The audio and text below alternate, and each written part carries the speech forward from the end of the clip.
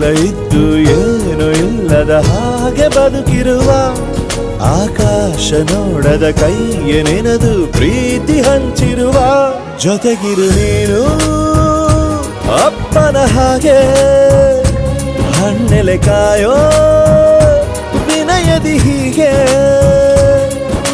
ನಿನ್ನನು ಪಡೆದ ನಾವು ಪುನೀತ ಬಾಳು ನಗು ನಗುತ್ತಾ ಬೊಂಬೆ ಹೇಳುತ್ತೈತೆ ಮತ್ತೆ ಹೇಳುತ್ತೈತೆ ನೀನೇ ರಾಜಕುಮಾರ.